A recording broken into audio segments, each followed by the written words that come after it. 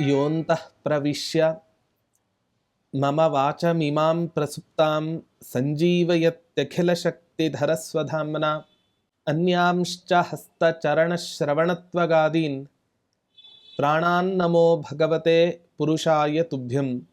ಪೂಜ್ಯಾಯ ರಾಘವೇಂದ್ರಾಯ ಸತ್ಯಧರ್ಮರತಾಯ ಚ ಭಜತಾಂ ಕಲ್ಪವೃಕ್ಷಾಯ ನಮತಾಂ ಕಾಮಧೇನವೇ.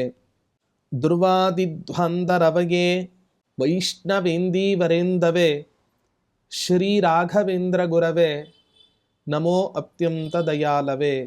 ತಪಸ್ವಾಧ್ಯಾಯ ಶುಶ್ರೂಷಾ ಕೃಷ್ಣ ಪೂಜಾರತಂ ಮುನಿಂ ವಿಶ್ವೇಶಮಿಷ್ಟದಂ ವಂದೇ ಪರಿವ್ರಾಟ್ ಚಕ್ರವರ್ತಿನಂ. ಶ್ರೀ ಗುರುಭ್ಯೋ ನಮಃ. ಹರಿ ಓಂ.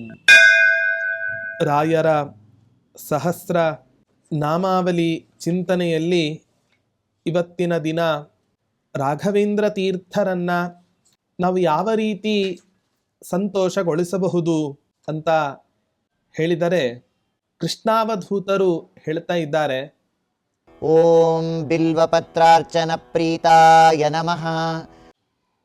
ರಾಯರು ಬಿಲ್ವಪತ್ರಾರ್ಚನೆಯನ್ನ ಮಾಡಿದರೆ ಅವರು ಅತ್ಯಂತ ಸಂತುಷ್ಟರಾಗ್ತಾರೆ ಅಂತ ಈ ನಾಮದಲ್ಲಿ ಹೇಳ್ತಾ ಇದ್ದಾರೆ.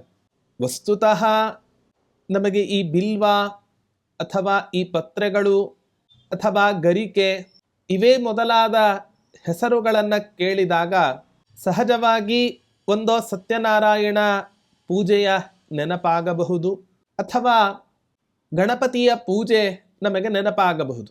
ಇಲ್ಲ ಅಂದರೆ ಪಾರ್ವತಿ ಪರಮೇಶ್ವರರ ಆರಾಧನೆಯನ್ನು ಮಾಡಬೇಕಾದ್ರೆ ರುದ್ರದೇವರಿಗೆ ಪತ್ರಾರ್ಚನೆಯೂ ಕೂಡ ಒಂದು ವಿಶಿಷ್ಟವಾದ ಪೂಜೆ ಅನ್ನೋ ಒಂದು ಭಾವನೆಯಿಂದ ರುದ್ರದೇವರ ಸ್ಮರಣೆಯೂ ಕೂಡ ನಮಗೆ ಸಹಜವಾಗಿ ಬರುತ್ತೆ. ಆದರೆ ರಾಯರು ಅಂತ ನಾವು ಹೆಸರನ್ನ ಕೇಳಿದಾಗ ಸಹಜವಾಗಿ ರಾಯರ ಬೃಂದಾವನಕ್ಕಾಗಲಿ ಅಥವಾ ರಾಯರ ಪ್ರತೀಕಕ್ಕಾಗಲಿ ನಾವು ಪೂಜೆಯನ್ನ ಮಾಡಿಸೋದು ಅಂತ ಹೇಳಿದರೆ ಒಂದು ರಾಯರ ಬೃಂದಾವನಕ್ಕೆ ಪಂಚಾಮೃತ ಅಭಿಷೇಕಗಳನ್ನು ಅಥವಾ ರಾಘವೇಂದ್ರ ತೀರ್ಥರ ಉತ್ಸವ ಮೂರ್ತಿಗಳನ್ನು ರಥಗಳಲ್ಲಿ ಇಟ್ಟು ರಥೋತ್ಸವಾದಿಗಳನ್ನು ನೆರವೇರಿಸ್ತಕ್ಕಂತಹದ್ದು, ಪಲ್ಲಕ್ಕಿ ಮೊದಲಾದ ಉತ್ಸವಗಳನ್ನು ನೆರವೇರಿಸ್ತಕ್ಕಂತಹದ್ದು ನಮಗೆ ನೆನಪಾಗತ್ತೆ. ರಾಘವೇಂದ್ರ ತೀರ್ಥರಿಗೆ ಬರೀ ನಾವು ನಮ್ಮ ಮನಸ್ಸಿಗೆ ತೋಚಿದ ಪದಾರ್ಥಗಳಿಂದ ಮಾತ್ರ ಪೂಜೆಯನ್ನು ಮಾಡತಕ್ಕಂತಹದ್ದಲ್ಲ. ಇದರ ಹಿನ್ನೆಲೆ ಇಷ್ಟೇ, ರಾಯರು ನಾವು ಅವರಿಗೆ ಅರ್ಚನೆಯನ್ನು ಮಾಡಬೇಕಾದ್ರೆ ಪರಮಾತ್ಮನಿಗೆ ಅರ್ಪಿತವಾದ ಬಿಲ್ವಪತ್ರೆಗಳನ್ನು ಅರ್ಪಿಸಬೇಕು ಅನ್ನುವಂತಹದ್ದು ಒಂದು ಭಾವನೆ. ಅದರಿಂದ ಅವರು ಸಂತುಷ್ಟರಾಗ್ತಾರೆ. ಇದಕ್ಕಿಂತ ಪ್ರಧಾನವಾಗಿ ನಾವು ತಿಳ್ಕೋಬೇಕಾದ ಅಂಶ ಏನು? ರಾಯರಿಗೆ ಬಡವನೂ ಅಷ್ಟೇ, ಶ್ರೀಮಂತನೂ ಕೂಡ ಅಷ್ಟೇ. ಇವತ್ತಿನ ದಿನ ಒಬ್ಬ ಶ್ರೀಮಂತ ರಾಯರನ್ನ ಅನೇಕ ವೈಭವಗಳಲ್ಲಿ ಪೂಜೆಯನ್ನು ಮಾಡಬಹುದು. ಆದರೆ ಒಬ್ಬ ಬಡವನಿಗೆ, ಒಬ್ಬ ದರಿದ್ರನಿಗೆ ಪರಮಾತ್ಮನ ಪೂಜೆಯನ್ನು, ತಮ್ಮ ಬೃಂದಾವನದ ಪೂಜೆಯನ್ನು, ತಮ್ಮ ಪೂಜೆಯನ್ನು ಆ ರೀತಿಯಾಗಿ ಮಾಡ್ಲಿಕ್ಕೆ ಸಾಧ್ಯನಾ? ಸಾಧ್ಯ ಇಲ್ಲ.